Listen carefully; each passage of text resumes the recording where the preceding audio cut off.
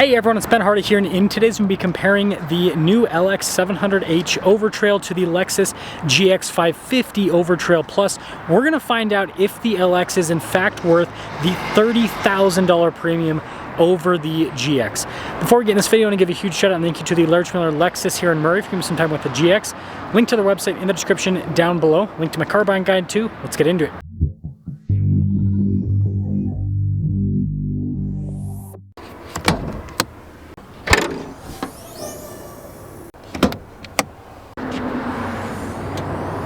Powering the LX is a twin-turbo 3.4-liter V6 that goes through a 10-speed. It's paired to a hybrid system. It puts out 457 horsepower and then 583 pound-feet of torque.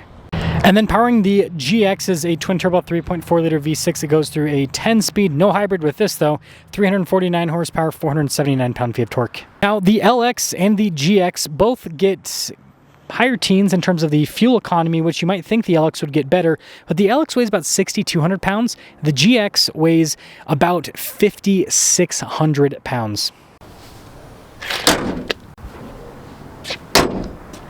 Before we move forward with this comparison, I do want to mention if you're going to see more videos just like this, then I recommend you subscribe because I post content every single day. Comes to front end, the LX I think definitely loses when it comes to styling. The GX just looks a lot sharper with its grille being quite a bit smaller in overall size. I mean, the waterfall grille, I get it, but it's a bit much if you ask me. I will say both of them at the lower section with the bumpers, they do look kind of funky, but let me know which front end you like better. Tire and wheel setup is identical in both these. They both have 18-inch wheels and tires that are a little bit less than 33 inches tall, although Lexus calls them 33s. They're not quite there. Now you notice the LX, you got these nice painted fender flares, whereas with the GX, they are unpainted. And then the GX has these squared mirror caps, whereas the LX has more normal aerodynamic mirror caps. These both are equipped with side steps, which aren't great for off-roading, but you know, great for getting in and out of. And you can see really the design difference with the GX having that popped out fender, whereas the LX, it's kind of smoother, less popped out. Anywho, here's your side profile with the LX. And then here's your side profile with the GX. Something to note, the GX we're going to be driving today is a pre-owned GX, so it doesn't have the 25 update. Let me show you guys a 25 quickly. Here's the stance on a 2025. It does sit higher than the 24. They did lift the suspension by 1 inch. This is not going to change the driving dynamics in a major way. 1 inch is still close enough to the stock geometry of the 24 that they're both going to drive the same. You're just going to sit a little bit higher in the 25. I do want to note that this GX was literally just traded in, and so it hasn't been cleaned up yet, and this is the only time we have to do this video because I have very limited time with this LX. Anyways, we've got a power outlet here in the back of the GX and tons of storage space. You don't have any battery pack or anything that's robbing the space, and so the vertical space is actually quite impressive. The LX, on the other hand, has a higher load floor because of the battery pack. And if you get the third row with the LX, which you cannot get a GX Overtrail with the third row, by the way. Anyways, if you get the third row, then you lose even more vertical space. You notice we got more power, though, because hybrid life. So, yeah, you do lose cargo space, even though this is a bigger vehicle. I guess the cargo space maybe goes a little bit deeper, not really, but you do lose it. Anyways, the GX has a crazy light bar. You can pop open the rear window, which is kind of cool with the access point. And this is where I want to mention, you can definitely tell, even just by looking at the vehicles, the materials used in the GX are not as premium as the LX. You can see here with the light bar, looks pretty cool. But I mean, just to show you guys, like, I don't know if this is going to pop up in camera very well, but you can just kind of knock on the panels and everything with the LX is just sturdier. The GX is definitely more tin can-like, and so again, that goes with it, right? You pay more money for the LX to get better materials and just better build quality. Now this is where I want to mention the LX has fancy hydraulic suspension, so it can adjust the height. The GX, and it's more so on the front, and wow, this thing must have seen some off-roading. Anyways, has EKDSS. I'm very intrigued to see how the EKDSS compares to the hydraulic suspension. Now, popping into the rear of the GX, you can see we've got sunshades there for the rear passengers. Got nice soft touch trim down below. And this is still a Lexus, so you're still going to have a nice interior. I'm actually intrigued to see space. It's both of them. So compare this. Got heated seats here in the back. Also compare the headroom as well. So again, just taking a look at the trim in the LX, you can definitely tell it's more high quality. Fit and finish is just better overall. The GX is no slouch, but this is on a whole nother level. I will say, the space, it doesn't seem like it's that much different. I do have heated and ventilated seats. The headroom, again, feels pretty similar. The dimensions of these cars are very similar. Now this leads us up front with the GX. We've got nice soft touch trim down below as well. We've got all of our window controls. The mirrors power fold in. You've got blind spot warning with the mirrors. Payload on this is 1545. And like I said, this weighs about 5,600 pounds. And then here's the front seat. This one has the cool kind of green trim and everything up top and all that. Memory seats, power adjustable steering wheel. We've got a full digital gauge cluster. You get all of your controls here on the steering wheel for everything.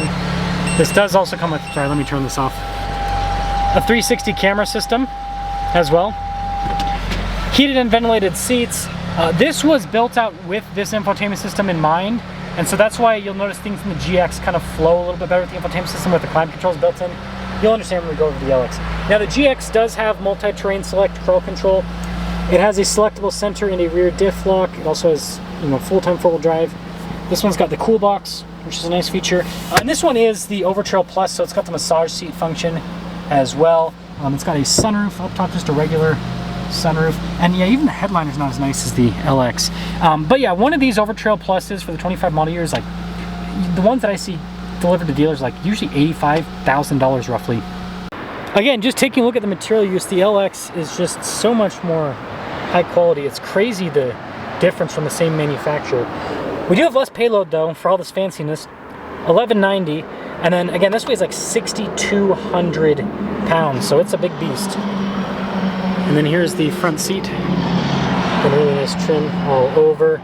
And something I will note, so this LX has like, I'll double check the miles. This one's got some miles on it, and that GX has some miles. It seems like this is wearing better than the GX, which I kind of expected. Again, the more premium materials. You notice the gauge cluster and the steering wheel is all pretty similar for the most part in terms of controls. This is the part that's different. So from my understanding, this part was all developed, and then they said, hey, we're doing a new infotainment system, and then they just kind of tacked it on after the fact. So it is kind of like an afterthought with the LX, but you still have the 360 camera system, and you still have the same infotainment system functionality. You just have this secondary screen for climate and stuff. Same functionality, still a little bit different. This does have crawl control, multi-terrain select, full-time four-wheel drive, heated and ventilated seats just like the GX, but height adjustable suspension, center locker, and it has a front and a rear locker. Those buttons are kind of hidden there a little bit. And then this has the cool center console, goes either way. But anyways, cool box there in the center. Camera rear view mirror, again, like I said, nicer headliner, and then just a regular sunroof. This bad boy is 116 grand. So let's take both of these out and see how the engine performance is different.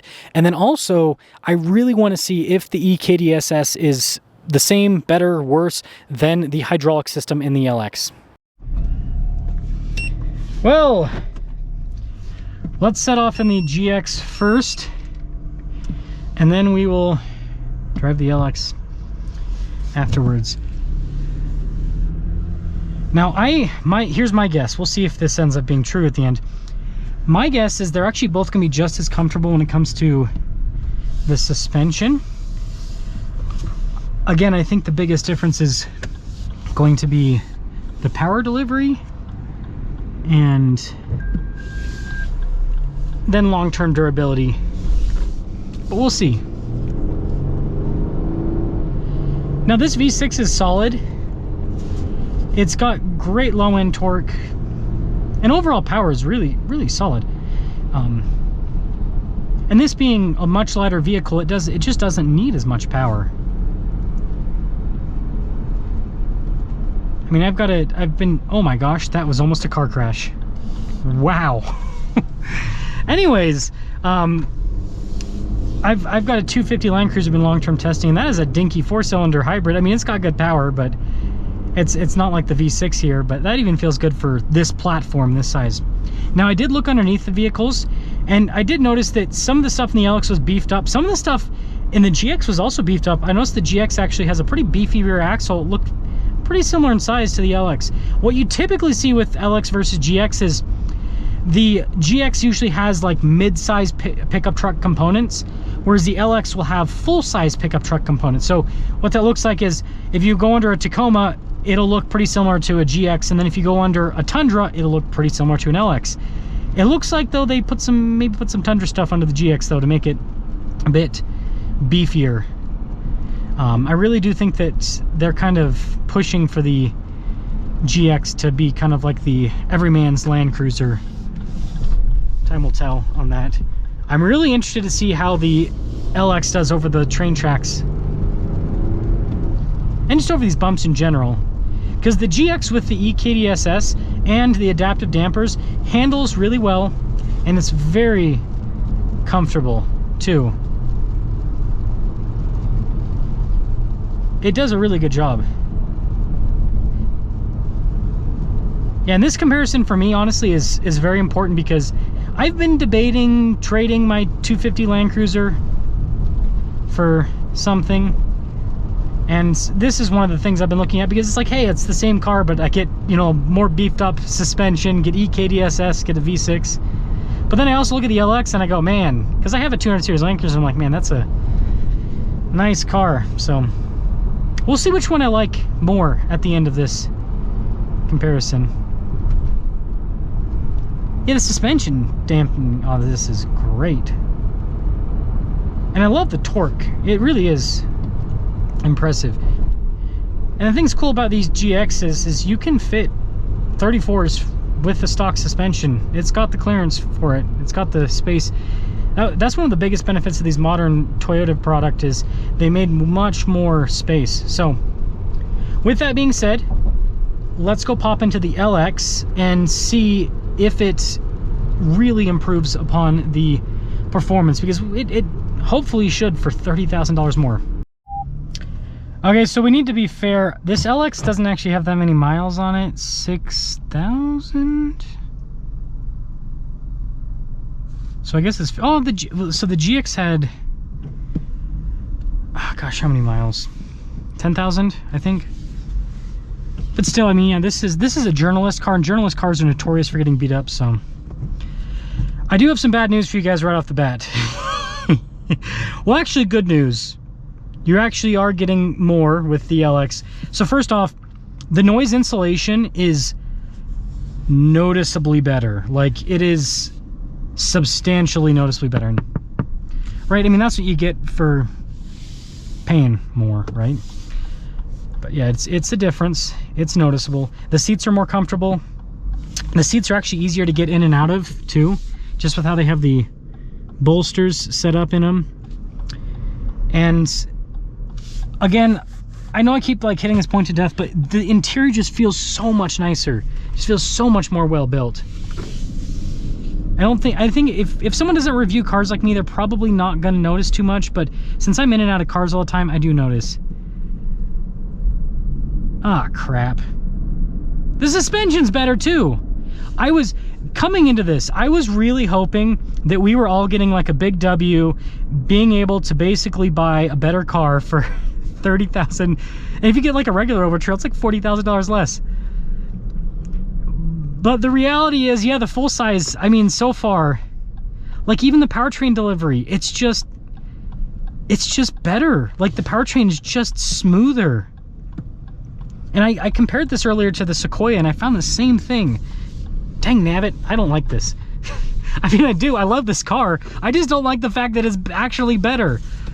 I was really hoping. Oh, we're in H1. We're not even in the right. We're in the raised ride height setting. So the suspension could be even better. Now we're in neutral. By the way, if you're wondering, from my understanding, H1 is kind of like a lot of your off-roading, and then H2 is like rock crawling, and you could even use neutral off-road if you're on like just a graded dirt road. You don't need tons of clearance for that. Yeah, see, I want to go over the train tracks first before I make any sort of big judgments. But, and this is surprising because I compared an LX600 against the GX, and the LX600 drove worse, but it did have the air suspension. So I think that it's this hydraulic suspension is just a better system. Ah, we got unlucky. I'll get back to you guys after this garbage goes. Well, it's trains, they're important, but garbage for the video. We're finally back, folks, and well, let's see how this does over the train tracks. That's better. Dang it.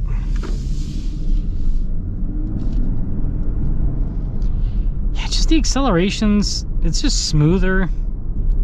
And the hybrid does help out with torque by a large margin. So here's the difference. The GX is still very comfortable. This, you don't get the same body movement, chassis shudder that you get in the GX. Now the GX is not bad. It's super good. It is super good. This is just better. It's just better. So kind of one of the ways that I look at it is the GX is kind of like the GX and the Toyota Land Cruiser. That's kind of like Toyota's Jeep Wrangler, right? It's kind of like the Wrangler, where it's great for rock crawling, and it can do all the off-road stuff, and it's also a good daily driver and everything. And so it's like the reason why you go up to the LX, right, the 300 series, is you get better build quality, you get better durability, nicer materials. Everything's it's all the stuff that the Prado is, just, and that's how it's always been. It's just kind of more HD. So to answer the question finally, is this actually worth the extra $30,000? I think for most people, no. I think the answer for most people is the GX is such a good vehicle, and it'll meet your needs if whether you're just driving it on road or if you're an off-road enthusiast like myself. The LX, however, if you're going to keep your vehicle long term, and if you are someone like me that lives in a rural area where the roads are beat up all the time, where you're really like, you're using the suspension of the vehicle all the time, and you're taking it off-road often, so you're beating up the chassis and everything all the time, well, the extra durability and everything of this, yeah, it's going to be worth it at that point. So it's really just going to depend on your needs. But yeah, I don't care what any of the other car reviewers say. The LX is better than the GX. I just don't know if it's $30,000 better for most people. I think probably not.